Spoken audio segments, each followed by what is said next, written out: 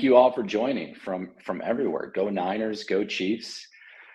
My name is Andre Maletti, and welcome. Well, first of all, let me say I'm super excited and honored to kick things off at this year's World Staffing Summit. Um, I'm going to have the chat open. It's all about football at this point. We will do a Q&A at the end, so feel free to drop in your questions now. But we will have time at the end for a little Q&A, and we'll give you a little break before Nicole's session on AI after. So thank you so much for Jan and the Candidate League team for putting on this amazing event. Super jam-packed, a lot of great content, a lot of innovative thoughts, and great topics of discussion from some of the industry's thought leaders, present parties excluded. So super great day, and I'm so excited to be here and to kick things off. So I am the product evangelist for talent experience at Bullhorn. I've been in this role for 2 years. I came over with the acquisition of Able, which is now Bullhorn's talent experience suite, which makes up the onboarding and the talent platform. I was one of the founding members of that team. And I've been in tech really my whole life. I didn't even know the staffing and recruiting industry. Well, staffing industry existed before joining the efforts at Able, which was already 8 years ago now. But I've always been in tech, and I spent most of my career in e-commerce and retail, where I helped some of the largest brands and retailers in the world figure out how to sell more products online through rich shopping experiences, right? Great content, marketing, merchandising content, and UX design, all in an effort in the late 80s and early 2000s to get candidates to convert at a higher rate when they landed on websites through various marketing. So certainly something that is of importance and something that we all need to take note of today because of what is happening in our industry. And that is really my topic of discussion today, which is the experience economy. In 1999, it's crazy to say that in the 90s, in 1999, I was just graduating high school, but Joseph Pines wrote a book called The Experience Economy, where he started analyzing how economies or industries in general evolve over time as several factors happen, right? As they mature, as capitalism begins to do its thing. And really they transitioned from being service economies to experience economies. This happened in the early 2000s in the retail and the e-commerce space, and it is happening today in staffing and recruiting. So that is really the backdrop of our discussion today, is to examine a lot of the ideas and some of the principles that Joe had brought up at that time that are still very relevant today. And I want to start by asking a question, right? Like, why do we make the decisions we do, right? Why do we choose one brand's product or service? Whether we're making these decisions as consumers or as business owners, what motivates our decisions today? And across everything, right? Not just in business, right? Like, why do we decide to go on a specific trip to Grenada or Cancun, or Florida, or Detroit, or Vegas for the Super Bowl in a few weeks, right? Why do we make those decisions? What are our motivating drivers? Or more importantly, like products, right? Why do we choose to buy one brand's product over another? These used to be easy decisions. Today, they're not easy. You know, as tech-enabled consumers, we have, by the way, I hid a Bullhorn logo somewhere in this photo. If somebody can find it, you win a prize. As tech-enabled consumers, we have the power of choice. We have the power of all of this content and information at our fingertips. And availability is not really an issue anymore in the world that we live in, right? So how do we make these decisions? And that's really the backdrop of the book is getting into the psyche of today's consumer and today's, I'm not even going to call them consumer, decision maker. Like I said, this used to be actually easy, right? When we look at the top factors that influence purchase decisions, used to start off with just what was available, right? You went to the corner store it didn't look like this. If you wanted to buy bread, there was one option, right? Or you buy the wheat and you make your own bread. Of course, now, today, it's the inverse, right? Availability is not a top motivating decision. Convenience to buy, yeah, sometimes it really happens, but more importantly, there's other things that we care about. And as industry capitalizes, right, as capitalism takes over, uh, the economy expands and continues to evolve, you start getting more choice, right? And that's where the 4 Ps in marketing came in, right? Well, we want to focus on high quality and cost, and what is the promotion? And we need to provide a good service around that, right? This is really the foundation and the root of the service economy. And as marketers, we focus very heavily on that. And of course, quality and cost are still top, and they probably always will be. You can't put out a crap product yet wrap it around great services or experiences and expect customers eventually, it'll get to them that is not a good product or service. And then something happened. It happened several decades ago in other industries, and it's happened, like, let's say, in the last 10 years in staffing and recruiting. Something happened where we started caring about these intangible factors to make decisions. And this is where the experience economy really starts coming into play, right? The idea of, do I trust the brand? Do I care about how others have experienced this brand or this product or service? Let me hear what they have to say. Let me do some research on it. Does the brand identity fit with my core values? Nobody was asking those questions a decade ago or decades ago when we were buying products online. But now those are the sort of things that enter into our value system. Brand familiarity, right? These are all now new factors. And as you can see, they're making a pretty big splash in terms of the percentage that they influence consumer purchase decisions. So what do they all have in common? Things like reputation, reviews, personal connection, brand trust. They all have one thing in common other than pretty little pink icons. It's time. These require time to be earned. These are not purchased. You cannot buy a kit for them. They require attention. They require a strategy. They require a brand and an organization to put a really, really big effort into earning them. They're not purchased. They are earned over time. And as consumers, we have to invest time into these as well. These don't just show up on our doorstep. We have to do our research on this. We have to experience these as some of the key factors that drive our decisions today, right? So it's all about time. It's about time invested as consumers. It's about time invested in earning positive experiences for brands, for businesses. Right? And Joe said in his book, time is the currency of experiences. Experiences are really what the experience economy is all about, right? So let's actually define that a little bit.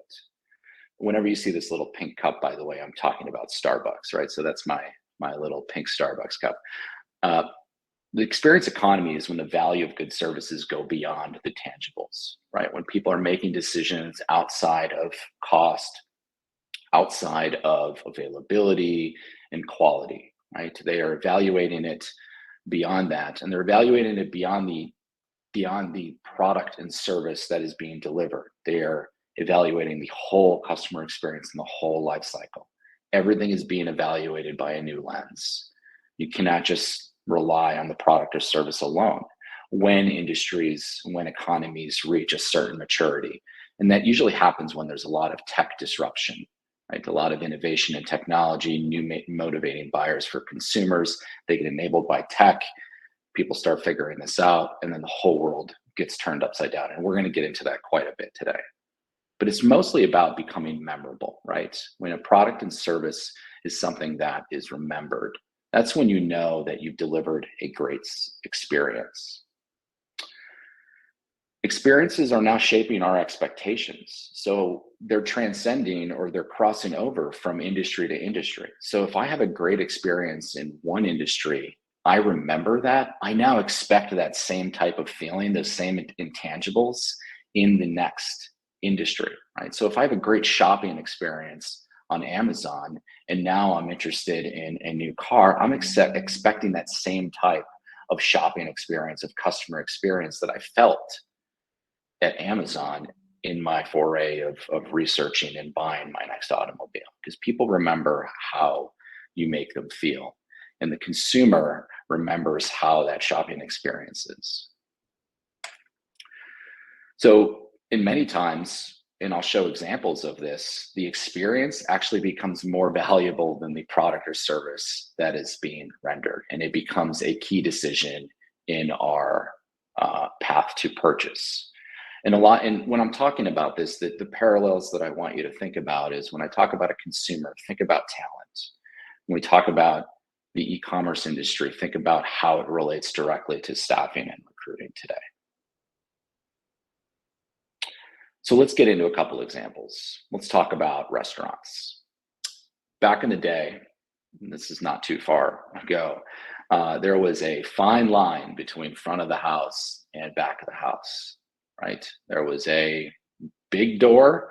It was a stainless steel door. It folded both ways. It had little porthole windows, and that's where the back of the house was. And consumers experiencing the restaurant never ever set foot in that area. They didn't know what was going on back there. It was all about meal presentation. So what happened over time?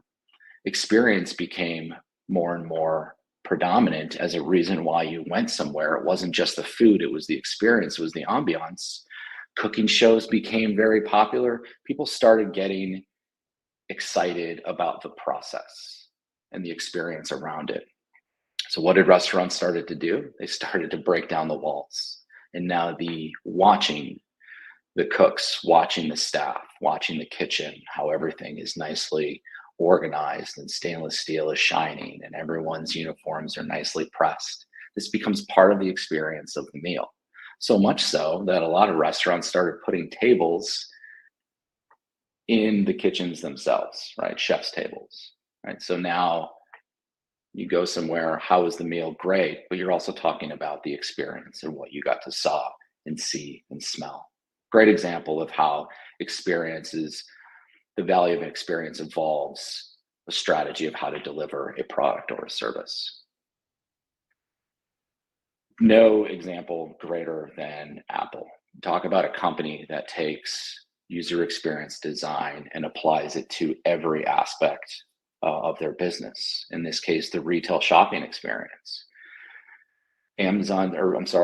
Apple said, I am going to build a retail experience that has the same feel, the same intuition, the same design that my phones have, right? So opening up an iPhone and experiencing that amazing UI and how intuitive and smart and beautifully designed it is, you get that same experience walking into an Apple store.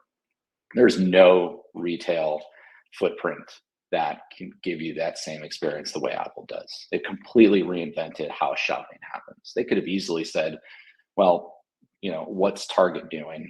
And let's just follow that because that's worked for so long. But Apple's different. Apple realizes that it's more than just the product, right? It's the feeling that you get, and even to the design of them. This is, I think, the one in Times Square somewhere in Manhattan, if anyone in New York can fill in. And let's not forget about the OG, right? The original, the experience driving mint on the pillow. Hotels started building their entire platforms on this idea of experiences. It wasn't just about a comfy, clean room and a bed and a hot shower and a rate. They started building experiences around the little things, right? It's the little, sometimes tangible, that when you add the sum of the parts, you end up feeling good and happy and remembering that, right? So what started off with the mint of the pillow is now the flavored water in the lobby and the smells that they pump into the lobby, and the robe and the fresh flower and the night spray that you can put on the pillow, right? Does it really change the rate? Does it change whether you enjoyed or whether you had a good night's sleep or not? No. But how does it make you feel afterwards? Right? Is it memorable or not? That is really what the experience economy is all about, is being able to uh, deliver on those memories. So here's the big question, right? When does a good service become a great experience? Because at some point it does. There's a point that happens where we ask ourselves a specific question, or whether that was a good service or a great experience, and we want to take a look. Go back to Joe Pine's book. He came up with the progression of economic value. Pretty simple chart here, right? It's showing that as commodities becomes goods and goods become services, on your x-axis, of course, you see price goes up, right? Also, time invested goes up for both, right? So that is the key point there. The time invested in delivering that service or that product, as well as the time invested as the consumer in evaluating whether you want that product or not. And then on your y-axis, you start looking at whether a product or service is differentiated, right? Which in his mind was, well, it's whether it's memorable or unmemorable. And the idea here is that as you work upstream, past goods and into services, you become closer to that point. And something happens right here. This is the point when a good service becomes a memorable experience.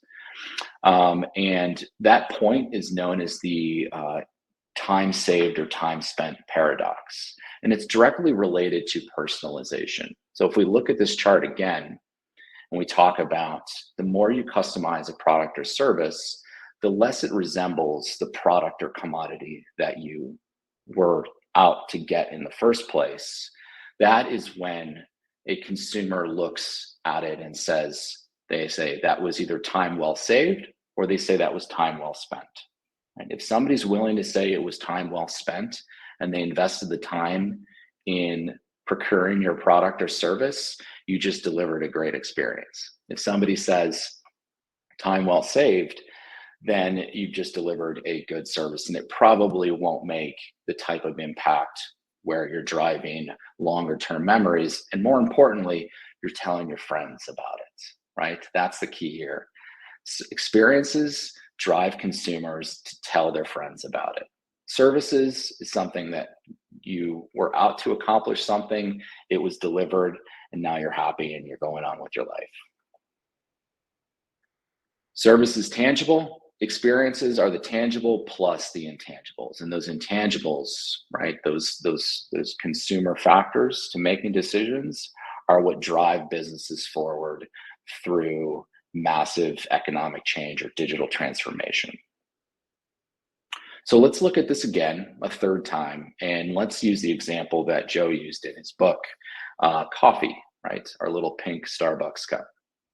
Any one of us can go to, I don't know, GFS or go online and buy a bushel of coffee beans, and we can dry them and roast them and grind them and make drip coffee at our home at, I don't know, half a penny a gallon, something ridiculous. Actually not that great of an experience, but incredible, right? The market price, it's very cheap. And if you want to do it that way, go for it.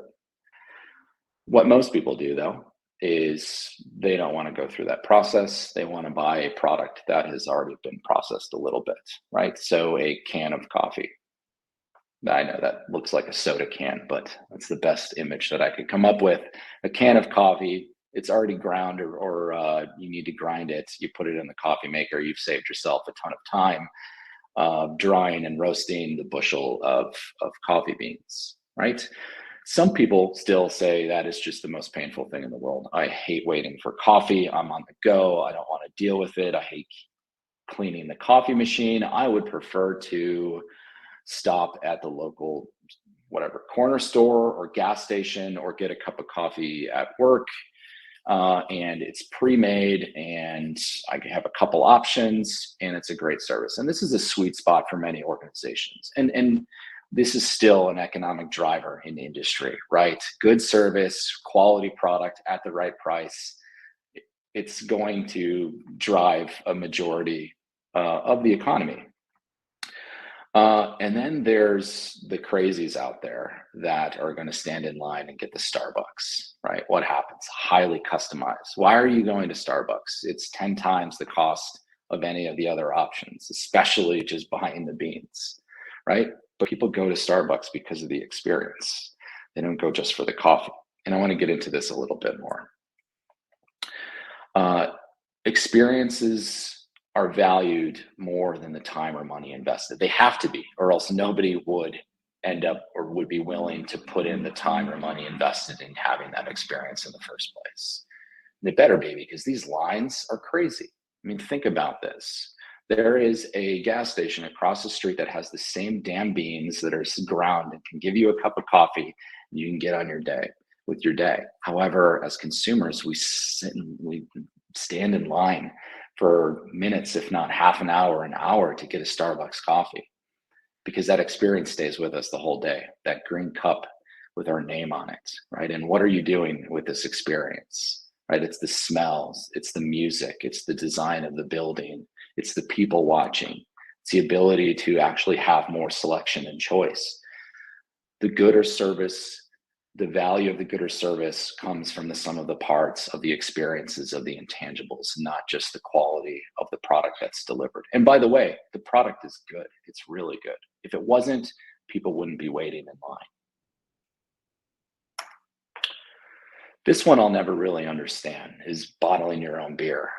This is an example where the tangible actually ends up being not as good as just going to get the service done, right? What I'm saying is you can go to any local store and buy and have an amazing selection of microbrewery, great beers, a bunch of different options, more options that there ever have been at a half the price of going to bottle your own beer, which ends up being not as good, definitely not as good as what you'd get from the microbreweries. Yet people do it. Why are they doing it? Because of the experience. I've never done it. I don't know if you guys do this, but it just seems crazy for me. But then again, a lot of people say it's crazy to just wait in line at Starbucks, but I do it. So why am I bringing this all up, right? I'm talking about things that have nothing to do with staffing, or do they?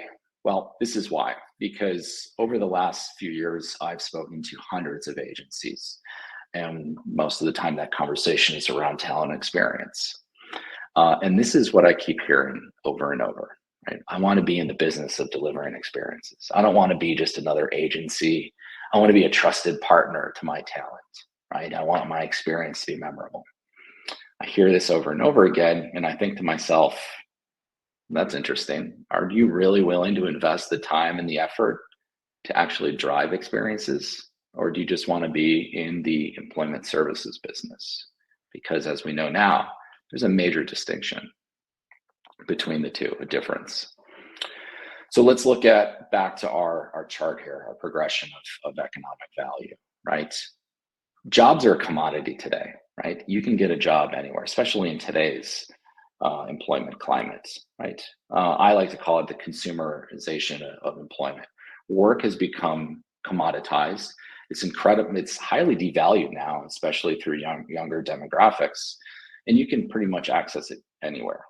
You can get a job online in 5 minutes if you wanted to, right? But what is the value now? Let's move upstream to the services, right? So in many cases, like you can get a job, but maybe through an agency, through some organizations, you get perks, right? So we've got some more intangibles around just the job and the money being earned. Working with an agency, of course, working with a recruiter that gets to know me, that understands my needs and my values, that places me at an assignment or at the right organization, right? That's a good service. That is an employment service. But to make it to becoming that partner, somebody that sees me as the agency, as the employer of record, and my employer, that is essentially my agent looking to build my career and helping me, as well as helping clients, that's time well spent. That's time well spent on both sides. And that is a very, very hard jump to make for any industry. We're going to talk about how it needs to be made in staffing and recruiting today. As an industry, we're probably about right here, though, right? We have not crossed that chasm. We're trying to, but there's a lot of obstacles in the way. Why is it hard? Well, there's a lot happening in the talent life cycle, right? There's a lot of stages. There's a lot of experience that needs to be procured. You have to drive happiness across all of these stages, from searching to a job, applying, being considered through qualification, actually getting the job and becoming an employee, working on the job. It's the sum of the parts that are going to be evaluated by talent on whether or not you're delivering a great experience. And when you look at this, it's okay you kind of need to do it everywhere, because if you don't do it in one place, that's where your drop off happens. That's where your conversion, your reduction in conversion. And people ask me, like, why aren't my applicants becoming candidates? Well, let's examine the experience that you're giving them at this point, and let's see why they're abandoning recruiting processes or online qualification processes.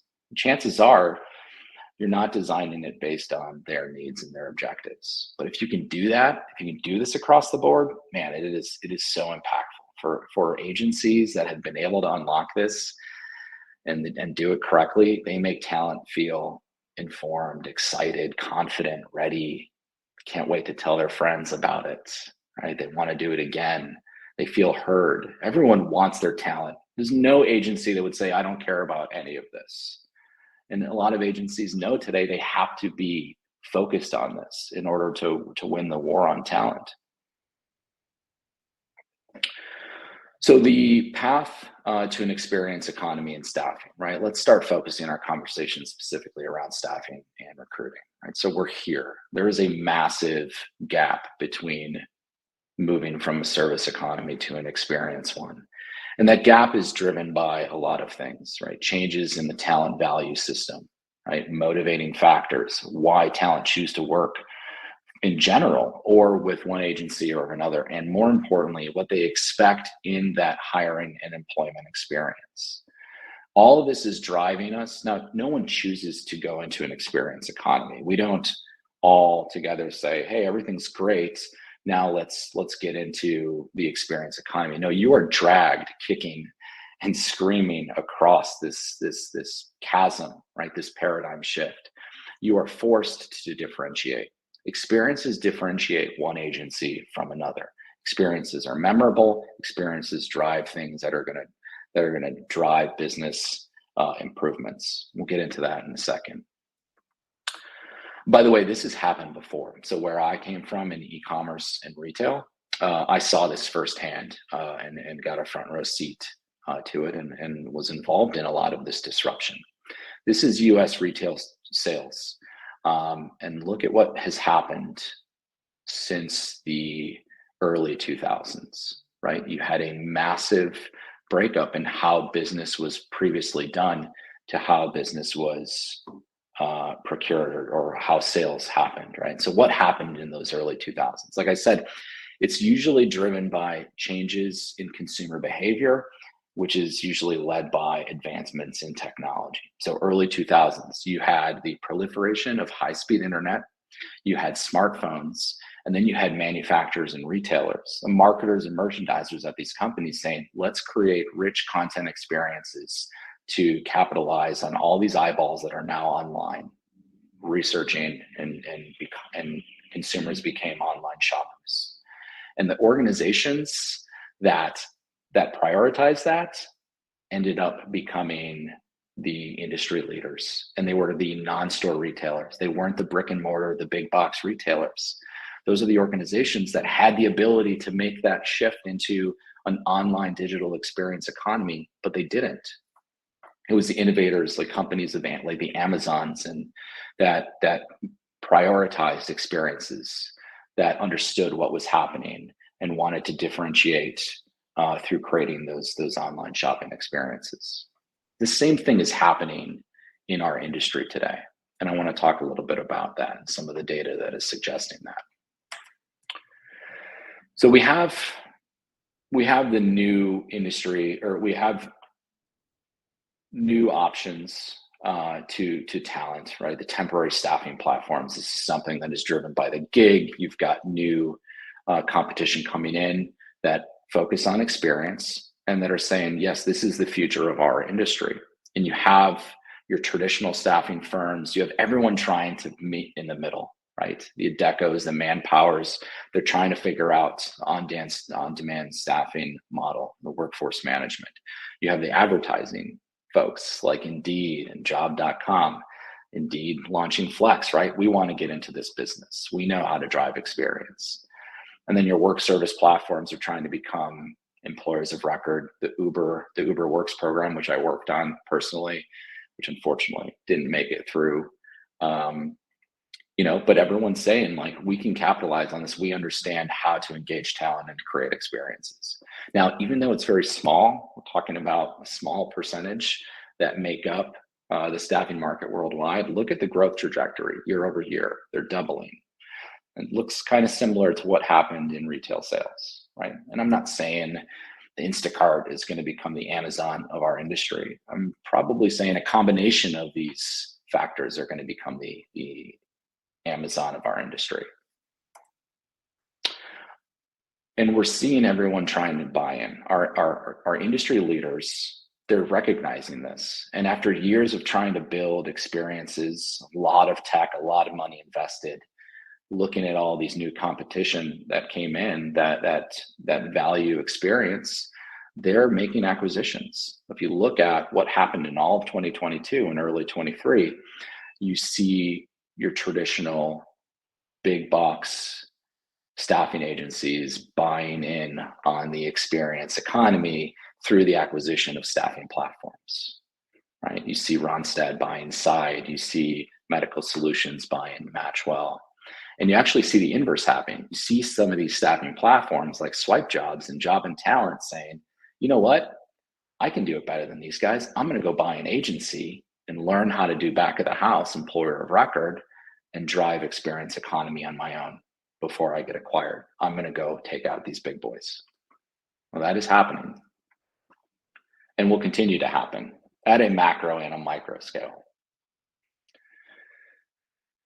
Don't believe me? Let's look at some numbers here. And a lot of this is from our talent trends report that we do on an annual basis, that we interview thousands of temp workers that worked for an agency within the last year and ask them questions like, why they chose to work for an agency and what processes are great and what would they like to see, et cetera, et cetera.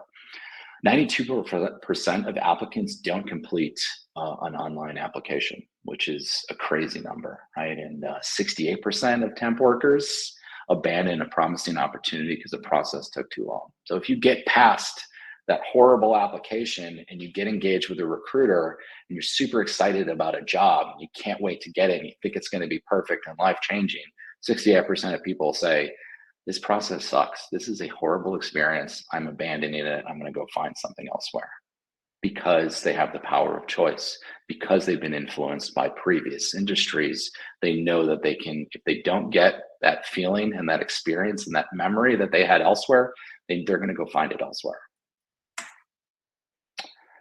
So innovative organizations that focus on experience, they become industry leaders. So if we look back in e-commerce and we look at what Amazon did in the late 90s, they built a flywheel around this. They knew that product selection and path to purchase was going to be a key differentiator to driving great experiences, to reduce the drop off and increase conversion of shopping on their website. They also knew that those positive experiences were going to create more traffic, right? And what happens when you get more traffic? All of a sudden, they opened up the marketplace, and that traffic was very attractive to marketplace partners that wanted to sell on Amazon. And now all of a sudden, you've doubled, tripled, quadrupled your product selection, and you become a marketplace, right? And that wheel keeps going round and round. And they continuously innovate and find ways to make improvements, to lower cost structures, to lower the price. So staffing organizations can follow that same flywheel model, the same Amazon model. You focus on experience, right? Talent experience. If you focus on talent experience, happy candidates become happy employees. Our data shows us that. right? Those positive experiences become memorable. What does it do for your business? Well, it drives what I like to say are the three R's: the reviews, positive reviews, referrals, and redeployments, right? And those, because we know our consumers are looking at these sort of intangibles in order to make a selection of what job to take or what agency to work for, it's driving top of funnel leads into your pipeline. And these are leads that are already paid for. They are earned leads. You don't have to go back to the job board well and pay for net new leads, right? This is the cycle that agencies need to be thinking about in order to make that transition to the experience economy. But don't stop there, right? You need to invest in tech. You need to constantly optimize, improve on your talent funnel and the conversion, right? Conversion optimization, getting that 92% drop off to 90 to 80% based on the amount of volume and activity we have digitally coming in to our agencies. That needs to be a top of mind focus, getting that 68% to 50%, right? How are we going to do that? Well, we need to get creative and innovate in how we deliver those touch points and those experiences along the way. You do testing, you do A/B or multivariate testing, you invest in things like automation and AI to free up recruiters so they can create those valuable personal touch points. It's a sum of the parts that creates memorable experiences that drives the three R's.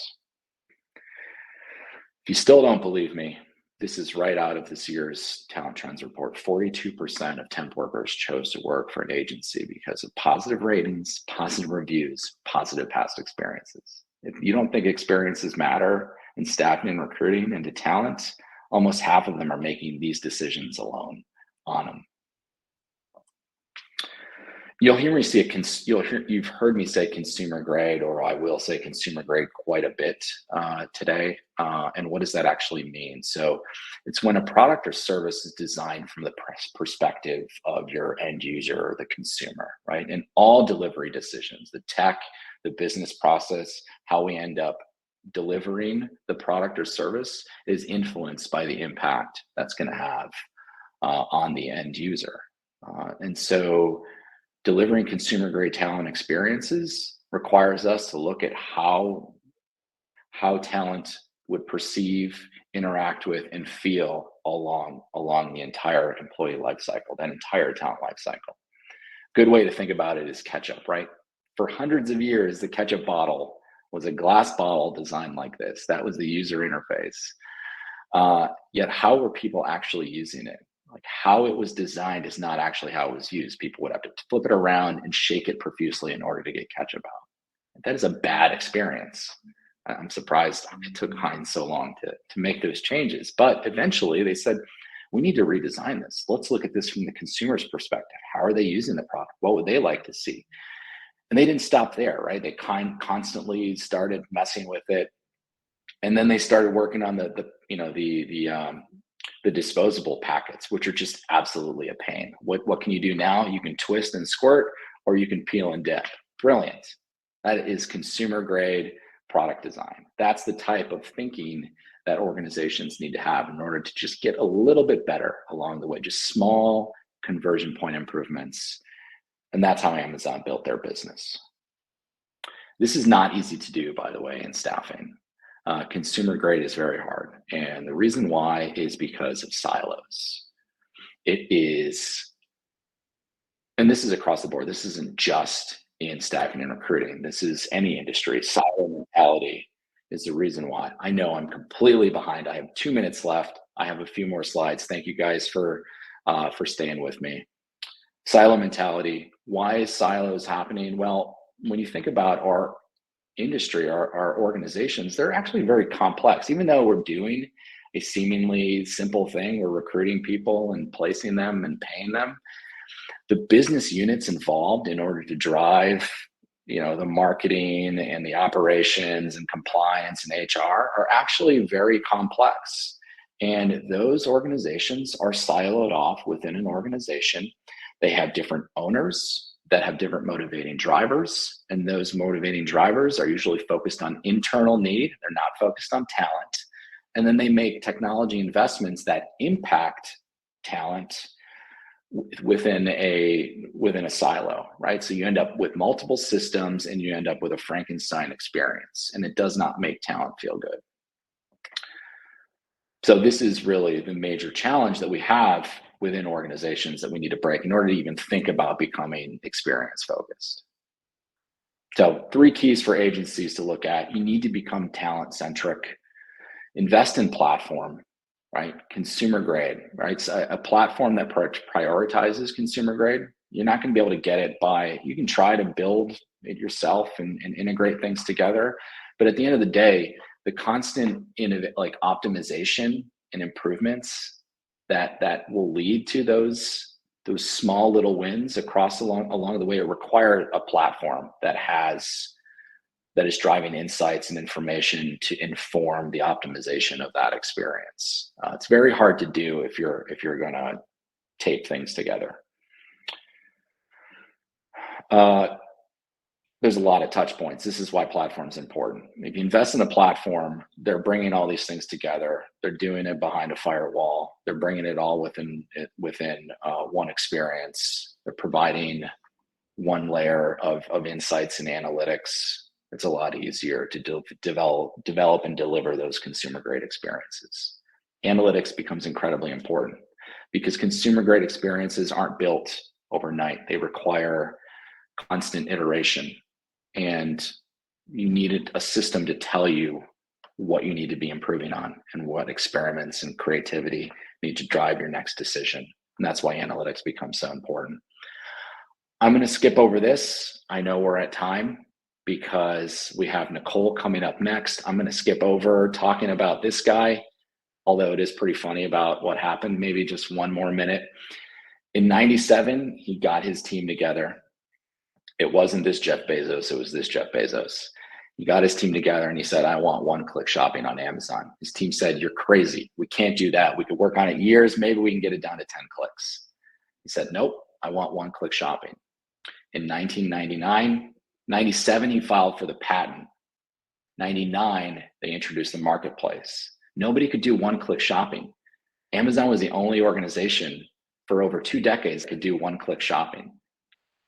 And then when they launched the marketplace, that became such a big deciding factor for marketplace partners on whether they wanted to sell on Amazon, because they had all the eyeballs, they had the less clicks, and the rest was history. Focusing on experience, that patent, by the way, expired in 2017. And people don't know this, but like if you saw one-click shopping experiences online, like Apple had one, and I want to say Borders had one at one point, they were licensing that technology from Amazon. Because this guy, this nerd with Dockers on, had this amazing idea on driving experiences by improving conversion and reducing the clicks on their website. All right. Thank you guys so much. Nicole and Chris are going to talk about AI. I had a lot of fun. I hope you guys have a great day. Take care.